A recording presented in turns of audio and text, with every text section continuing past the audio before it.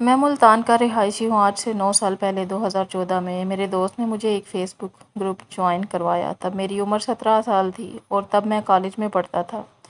اس group میں بہت سے لڑکے اور لڑکیاں تھیں اور سب کا تعلق ملتان شہر سے تھا۔ ہم تمام گروپ ممبرز ایک فیملی کی طرح رہتے تھے۔ ایک دوسرے سے ہماری گپ شپ ہوتی رہتی تھی۔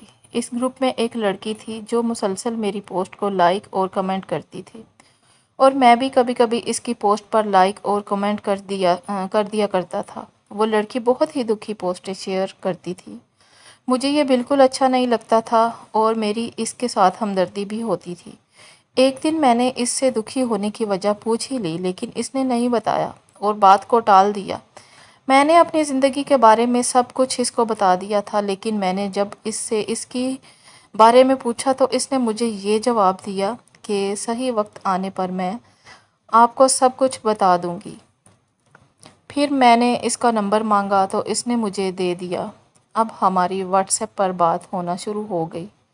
پھر ایک دن اس کے دل میں پتہ نہیں کیا بات آئی، اس نے مجھے کال کی اور مجھے بتایا کہ اس کی عمر 24 سال ہے اور وہ ایک پرائیویٹ اسکول میں پڑھاتی ہے۔ اور سب سے بڑا سچ جس کی وجہ سے میں بہت دکھی رہتی ہوں وہ یہ ہے کہ میں شادی شدہ ہوں اور اب میں نے اپنے شوہر کا گھر چھوڑ دیا ہے۔ یہ باتیں سن کر میں بہت حیران ہوا۔ پھر میں نے اس سے ملنے کا کہا۔ جب اگلے دن ہم ایک ریسٹورنٹ پر ملے میں نے اسے دیکھا تو وہ بہت پیاری اور بہت معصوم لڑکی تھی۔ اس نے مجھے بتایا کہ اس کی شادی 1 سال پہلے ہو گئی تھی۔ والدین کی مرضی سے ان کے رشتہ داروں کے ہاں اس کی شادی ہو گئی۔ میرا شوہر شرابی تھا اور وہ مجھ پر بہت تشدد کرتا تھا جس کی وجہ سے ہماری ہر وقت لڑائی ہوتی رہتی تھی۔ میرا شوہر مجھے شراب پی کر بہت مارتا تھا۔ بس پھر اسی دوران ابو کی طبیعت کافی خراب ہو گئی اور میں اپنا سسرال چھوڑ کر اپنے والدین کے گھر آ گئی ہوں۔ میں پڑھی لکھی ہونے کی وجہ سے اپنے والدین پر بوجھ نہیں بننا چاہتی، اس لیے پرائیویٹ اسکول میں پڑھاتی ہوں۔ بس یہی میری حقیقت ہے۔ میں آپ کو دھوکے میں نہیں رکھنا چاہتی تھی، اس لیے آپ کو سب کچھ سچ سچ بتا دیا۔ یہ سن کر مجھے اس سے اور بھی ہمدردی ہونے لگی۔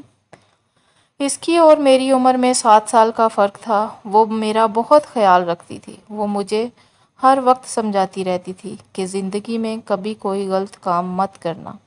وقت گزرتا گیا اور ہماری بہت اچھی دوستی ہو گئی تھی اور میں اسے کبھی کبھی کہتا تھا کہ میرا دل کرتا ہے میں تمہارے ساتھ ہمیشہ رہوں۔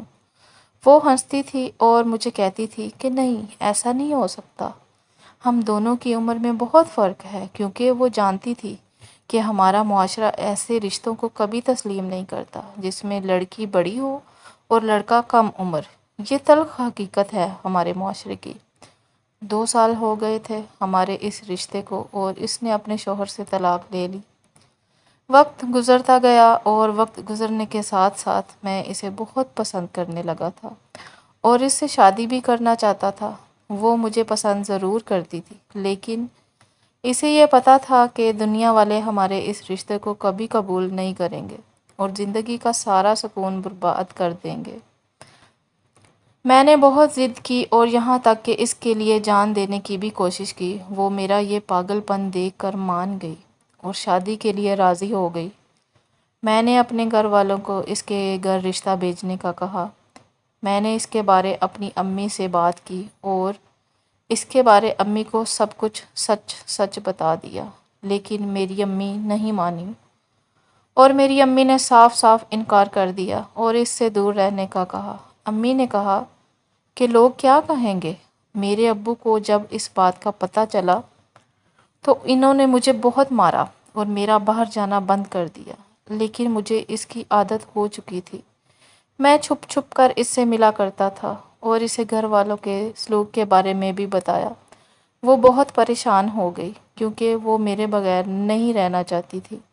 وہ بہت خوش تھی میرے ساتھ اور پھر میرے گھر والوں نے ایک ہی فیصلہ کیا کہ مجھے دوسرے شہر بھیج دیا جائے تاکہ میں اسے بھول سکوں۔ میرے گھر والوں نے مجھے پشاور کام کے لیے بھیج دیا۔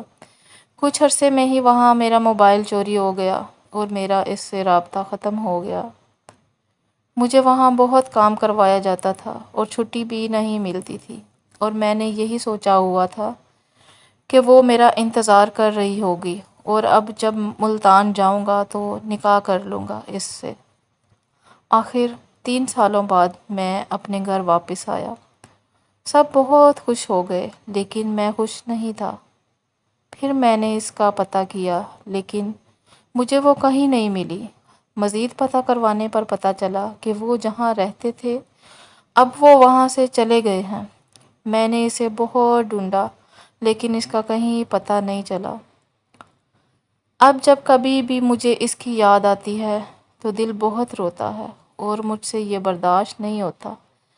بس اب اپنا کاروبار ہے، اب میں زیادہ تر وہیں مصروف رہتا ہوں، اور میں نے ابھی تک شادی نہیں کی، کیونکہ اب دل نہیں کرتا، اور عجیب سی بے قراری اور بے سکونی کی کیفیت ہے، جیسے میں نے بہت غلط کیا ہے اس کے ساتھ۔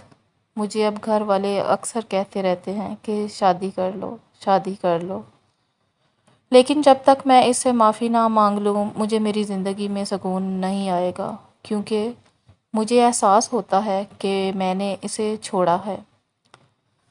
بس میں اب اللہ سے یہی دعا کرتا ہوں کہ وہ جہاں بھی رہے ہمیشہ خوش رہے، اور میں یہ امید کرتا ہوں کہ وہ اپنی زندگی میں آگے بڑھ چکی ہوگی۔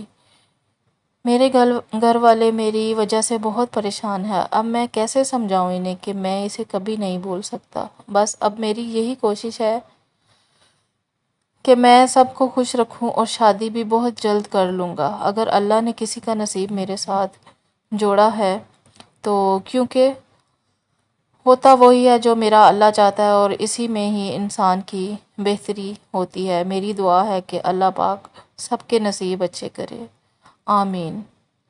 مزید اچھی ویڈیوز دیکھنے کے لیے میرے چینل کو پلیز سبسکرائب کیجئے، لائک کیجئے، شیئر کیجئے، اور کمنٹ کر کے اپنی رائے کا اظہار ضرور کیجئے گا، اور بیل آئیکن کو ضرور پریس کیجئے گا تاکہ میری آنے والی ویڈیوز کے نوٹیفیکیشن جو ہیں آپ کو بر وقت مل سکے۔